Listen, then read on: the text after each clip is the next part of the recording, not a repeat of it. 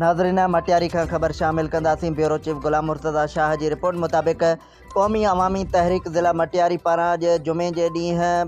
5/22/2026 petrol ऐं diesel की क़ीमतनि में हथरादू वाद ऐं महांगाई ख़िलाफ़ एहतजाजी मुज़ाहिरो कयो वियो।